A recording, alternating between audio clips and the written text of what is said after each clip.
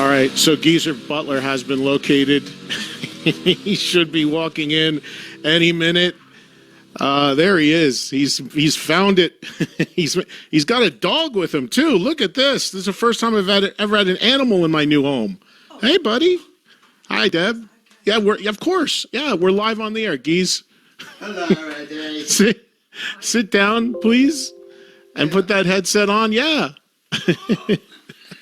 Good to see you, Geese. You too. You too. Let's get you wired up so the audience can hear you. Everybody's excited you're here. I appreciate you doing this. Ladies and gentlemen, Geezer Butler. Hello there. Did you have trouble finding it? Would you take a dip in my pool for a second? I've been driving around for 3 hours. Your old bandmate Steve Stevens was here not long ago, and he did the same thing as you. I had to go find him milling around down by the pool there. But it's tough to find because it's new construction. But Yeah. good to see you. You too? I like your shirt. What's it say? Hell, Satan? Oh, man. How do you like Vegas? I love it. Yeah? Yeah. Been here a little while now, right? About a year, yeah. I think you bought your place around the same time I bought this, actually. And you're out of L.A. completely now? Yours. Happy about that? Yeah, because you can actually go somewhere and it doesn't take you 3 hours to get there. And not having those taxes is not a bad thing either, right? That's right, yeah, but that's still to be determined. Your bandmate Ozzy has had enough of living in L.A. too. He's moving back to England. Yeah, Sharon's already there, I think. Do you stay close in touch with your Sabbath bandmates? Not at all, no. Well, we've been on the road for 50 years together. We couldn't stand the sight of each other at the end. So you're done. When you're not together, you're done. Is it the occasional text message or not even? I sometimes email Tony, or he emails me, like about Happy Christmas or Happy Birthday, and that's about it. When was the last time you talked to Ozzy? 2017. Is that right? Is 2 days after the final gig. Is there any issue, or just you doing your own thing? No, we just sort of went our own ways. What about Bill?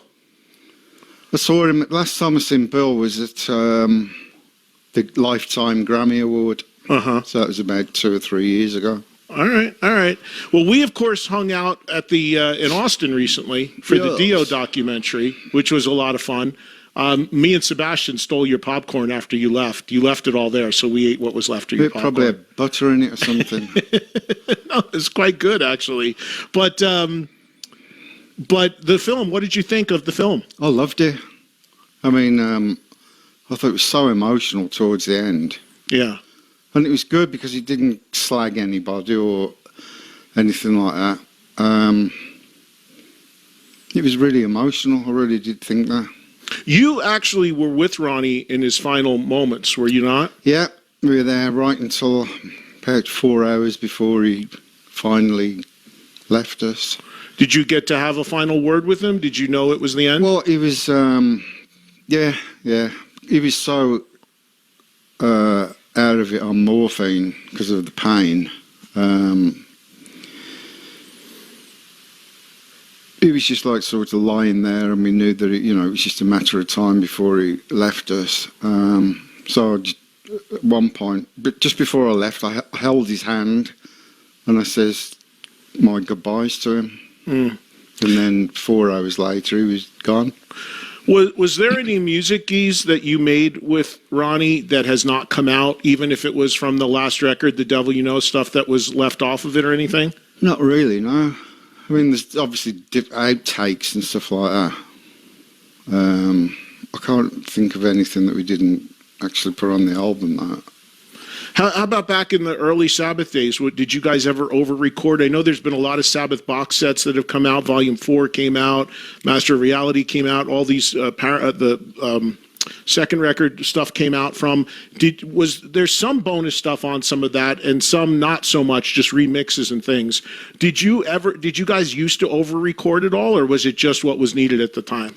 It was usually just what we needed. I mean, there's demo stuff out there. I think Jeff Nichols' cousin or something found a tape when Jeff Nichols, the keyboard player, passed away. he left a tape of demo stuff. Well, not demo, rehearsals. And I think it was his cousin or something put it on the internet. Tony wasn't happy about it. Tony went mental about it. He was on here with it talking about not how unhappy he was that came out like that. Yeah. I think it was something from Heaven and Hell, right? Yeah, the first album. Yeah. I think it was because we did like 2 or 3 songs that didn't really come up to the mark. Right. Tell me about your life now, because you're here in Vegas. I think you also have a home in Utah, right? Yes. And you're here. You did Deadland Ritual. You started up with a new band with Matt Sorum, Steve Stevens, who I mentioned, Frankie Perez. You put some music out. You played a few gigs. You had said that's pretty much a done issue at this point, right? Yeah. I mean, it was literally like starting all over again. And hard to go from private planes with Sabbath to vans exactly in clubs. And you play, you're staying at the Four Seasons hotels and Ritz-Carlton suites and everything, and then you end up in Holiday Inn. Right. And I'm not being a snob about it, but I would understand. It's hard to change gears like that. The European buses were absolutely horrendous. There's these great big double-decker things they have over there. They don't have the Prevos like you get in America. Right. And I just could not sleep on them. And the first 2 gigs, we started in Sweden, and we had to finish in Sweden, get straight on the bus, drive to Germany. And we got there at 2 o'clock in the afternoon, straight onto the stage, without any sleep or anything. And just far too old for that.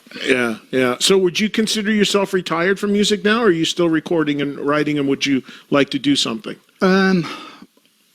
I think of myself as retired now, but I'm always playing music. It's in my blood, it's what I do. So around the house, do you always have a bass handy? Are you always... Oh, yeah. Still? Yeah, absolutely. I've got my studio in this house, and the studio in the house in Utah, and the studio in my house in England. So do you do a lot of writing? Yeah, when I'm in the mood. And what are you going to do? What do you do with it? Is it the intent to maybe give it to other people, or do you want to maybe do a record at some point? If I come out with anything that I think is worth putting out to the public, then I'll do it. But at the moment, it's just more like a hobby. Did you like the Deadland Ritual music? Did you like what you guys created musically? I thought it was really good. Yeah. I did too. Yeah. I thought it was real interesting. Do you play guitar a lot? When I'm writing, yeah. You originally, I read, started out on guitar. Is that right? Yeah, I used to have a black Fender Telecaster. And you're so known and so accomplished as a bass player. How did you make that transition? Why did you change? Well, rhythm, the stuff that I was getting into, like Hendrix and Cream and bands like that, didn't have rhythm players. Because I always became a rhythm guitarist because I wanted to be John Lennon. And as soon as I seen the Beatles, that's all I wanted to play. So, and I didn't really think about bass guitar. And then when Sabbath got together, we had a rhythm guitarist, and I switched to bass. There was a rhythm guitarist in Sabbath early on that wasn't Tony? Yeah. The original, when it was called Polka Tot Blues Band and Earth.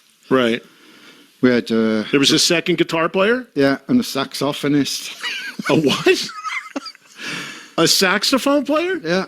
So it was you, Ozzy, Bill, Tony, a second guitarist, and a sax player. Yeah. That was Polka Tot Blues, and that was just before it became Sabbath? Well, it became Earth after that. Earth. When we got rid of the sax player and the rhythm guitarist, it became Earth. But you weren't the rhythm guitarist in Polka Tot? Nope. I was the bass player, but I used to play, because I couldn't afford a bass, so I used to tune my rhythm guitar down and play bass on that. Did you ever play any guitar on Sabbath records? Any parts? Yeah. What was it now? I think on volume 4. Yeah? I did an outro part on 12-string guitar. Wow, that's wild. So when you made the switch from guitar to bass, what did you mentioned John Lennon was a big influence as far as playing guitar, but was there a bass guy when you started playing bass? Jack Bruce and Cream. Jack Bruce. Oh, because Clapton was like, we always used to call Clapton God back then. in the 60s. And I went to see Cream, and I was just mesmerised by Jack Bruce. I'd never even thought about bass players before. Even McCartney, I used to think of McCartney as a singer, but not a bass player for some reason. Right. And it wasn't until I saw Cream and the way Jack Bruce is playing his bass that I even thought, wow, that's what you can do on bass. Yeah. And then you applied it to what you and Tony were writing at the time and what was coming together as Sabbath. Did you, I mean, I and many others feel very strongly that Sabbath created heavy metal. I call you guys the founding fathers. When you were making the first Sabbath record 52 years ago, I'm sure you didn't really, there was no definition for that music, right? It was just what was coming out of you. When did you first hear the term heavy metal being applied to what you were doing? I think I told you before when we were on tour in America. I think it was the second tour in the States. And I read this review. And the guy said, this isn't music. It sounds more like a bunch of heavy metal being smashed together. Oh, you said this at the Dio documentary, Yeah. At the panel we did. Yeah, that's And right. somehow that got over to England. And from then on, it was like a sarcastic thing that they used to apply to us. This isn't music. It's a load of heavy metal being smashed together. And for some reason, we got stuck with it. Did you have a backup plan when you were a kid in the early years of Sabbath before you knew if the band was going to make it? Was there another interest you had? Did you go to school for something? Well, I left school when I was 15 and apprenticed to be an accountant for 3 years. And I was absolutely awful at it.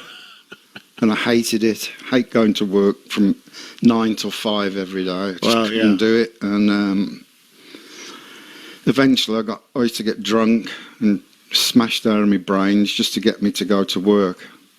And So you had to get loaded to go do accounting work. yeah, I hated it that much. So I used to go to the pub till 3 in the afternoon, then turn up at the office at 4 in the afternoon, smashed out of my brains, take black bombers to get me through the... What's a black bomber? These uppers. I would have hated if you were my accountant, man. The numbers would have been fucked. Hey, Geezer, were you called Geezer then? Did people call you Geezer? They called you Geezer as an accountant? From when I was 11. My taxes are being done by Geezer, and he's smashed out of his mind. And then the government's after me. The numbers are sideways.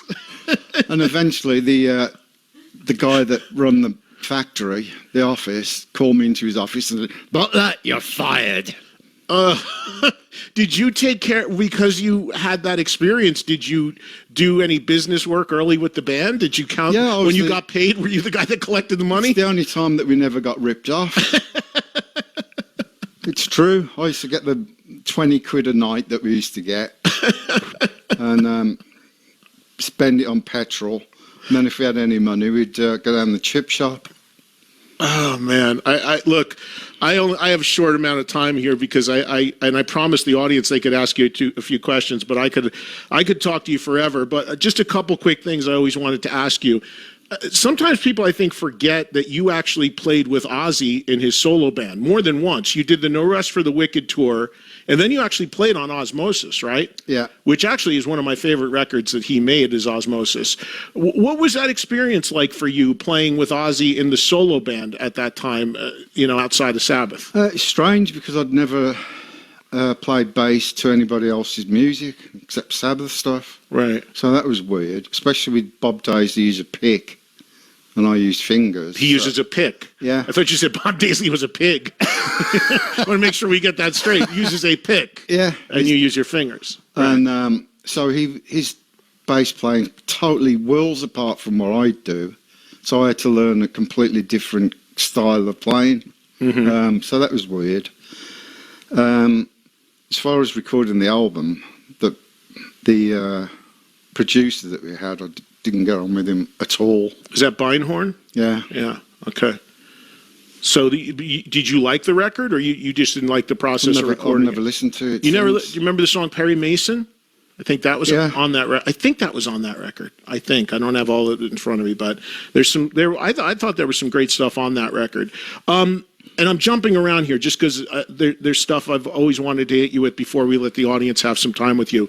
The Born Again record, the one record with Ian Gillan. Interesting what's happened with that record over the decades, because there's a new appreciation, I think, for it. At the time, it wasn't well received, but in the years since, there's a lot of people that really love that record. What are your recollections about the one record with Ian Gillan? I think that some of the songs on there are great. I thought the band sounded great. I mean, was playing great on there. I thought Gillan was singing better than ever. Some great riffs, Zero the Hero. Yeah. Can't remember. Trashed. Born Again. Yeah. But it just didn't, when we went on it was great doing the album, but somehow the mix didn't get done right.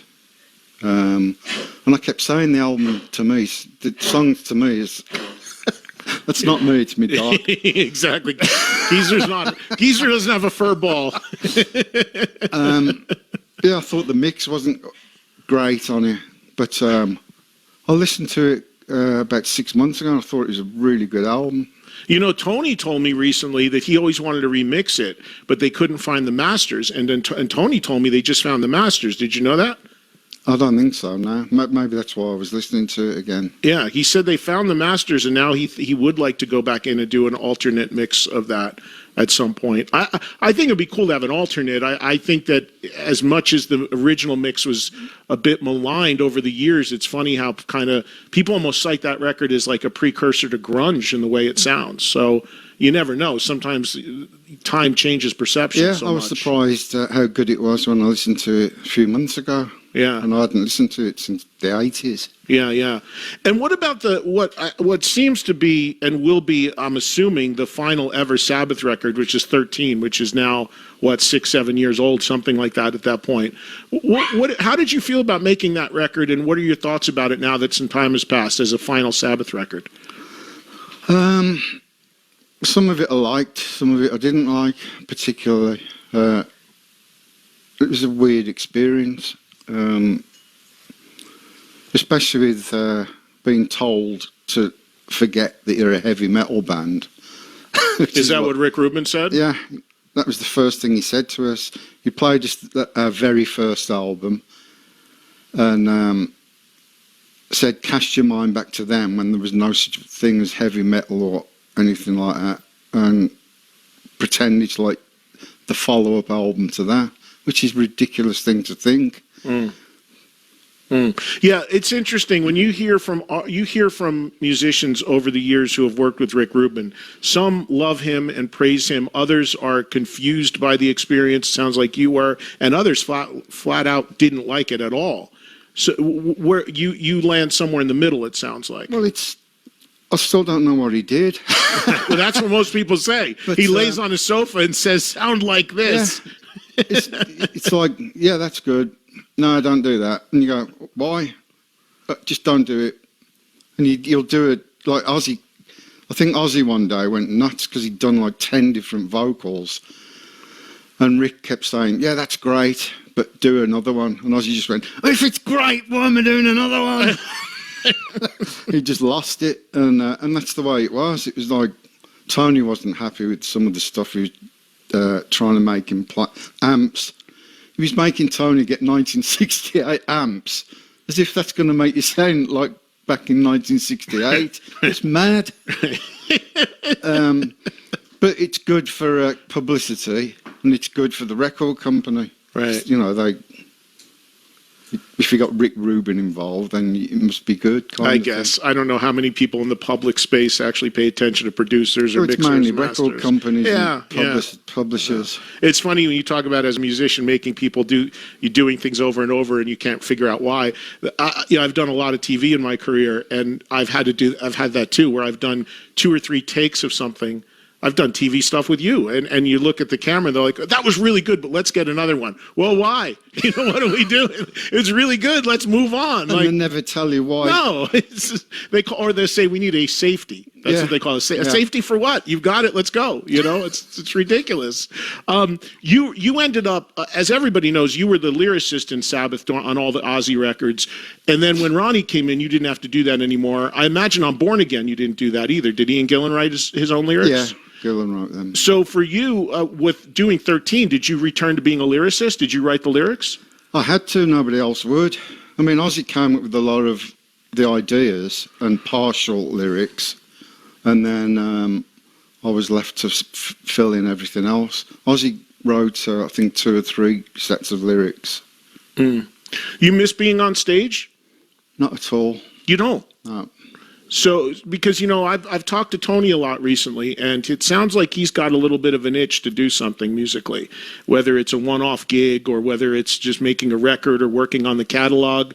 Do you talk to him about that at all? No, not at all. No. But the thing is, I did the tour with Deadland Ritual, and Tony hasn't been on stage since the Sabbath. Right. Since Sabbath finished. So Right. I've already done, you know, had my fill of crap gigs. So you're done as far as this stage of your life, as far as I hope going so. out.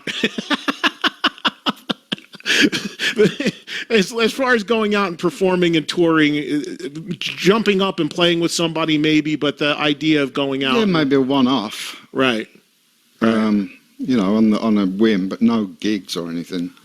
And the idea, if you come up with the stuff you're working on, writing and recording, the chance that you might want to put it out at some point. The beauty of today is you don't have to go through all the record company and producer stuff. You could just go on your website and pump it out tomorrow just to let people hear what you're doing. Yeah. I mean, I'm still... Pedro, my guitarist with GZR, still sends me loads of stuff. He just came out with sent me something last week. It's really, really good, so I might do something with that. And when we were in Texas together recently, you were promoting an NFT. Tell the audience about that. You'll have to ask Glory about that. Your wife. I've no Did idea. it come out? Yeah, but the company that put it out isn't great. Yellow Heart or something they're called.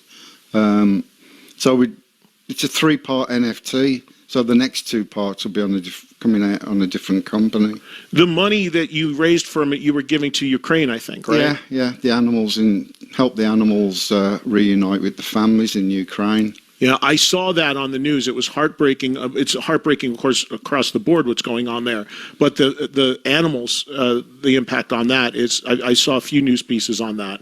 It's terrible because you see, not only are these little kids like being bombed and everything, but the pets are nowhere to be found. And as a kid growing up with a dog, always in my life, it's like one of the main parts of your family. Yeah. You know where else there's a real big animal crisis right now is in Shanghai. I don't know if you caught that on the news, but because they're locked down because of COVID, they've gone out of their heads with a couple people have COVID and locking people in their houses. They're taking their animals away from them and leaving them in bags and to die on the road. It's one of the most heartbreaking things what's going on there as well. It's horrendous. You have been a vegetarian for how long? Since I was about between 8 and 12 years old. Vegetarian or vegan?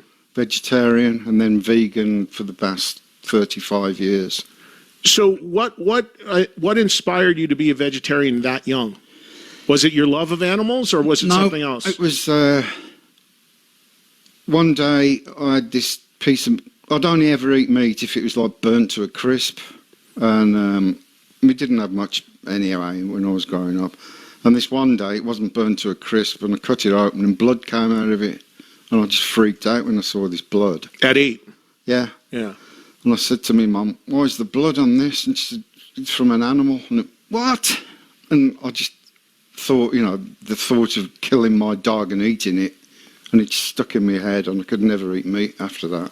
And you became a vegan how long ago? About 35 years. You've been a vegan for 35 years? Yes. What inspired that? Health or just... Because on the road, if you say vegetarian, some people used to give you chicken and stuff like that for some reason. So I used to write, no, just vegan, no animals whatsoever, or butter or dairy or anything like that. And it was just an easier way to do it. I mean, at home, it's up to you. You can make, you know exactly what goes into everything. But when you're on the road, you trust in the caterers. So it was easier for me to say vegan, so they didn't put butter or anything like that in the meals. Is there any food that you really miss back in the day that you used to like to eat that you don't anymore? No, not really, because you can get everything vegan now anyway. Right. Is Gloria vegan? Nah. Is she vegetarian? Nope. So do you get freaked out if she's sitting across from you eating a steak? No, she's eating a steak? I'm not a kind of a person that puts people down for eating me. It's just that it's my personal choice, and that's it. Right. And you've been sober now for how long? About 7 years. Well, congratulations. What facilitated that? Because you and I have had some nights where you haven't been sober. Well, that's why. They were fun nights, but I understand. But was there one incident, or was it the thing that happened with you? You got in a fight with somebody or something a few years back. What's it called? It's in Arizona? Death Valley. Which is here in Nevada, right? I think. California. Okay. Was that the thing that facilitated it, or was it something you were thinking about Yes, anyway? waking up, coming round covered in blood, and in prison, in jail, got me thinking, I think I better become sober. Was that difficult for you to do after all these years of drinking? No, it was, I just felt totally ashamed of myself. I mean, bloke my age, still fighting in bars, ridiculous. Did you go through some sort of treatment, or did you just flip the switch? Yeah, I went to rehab. You did? And, yeah, got through that.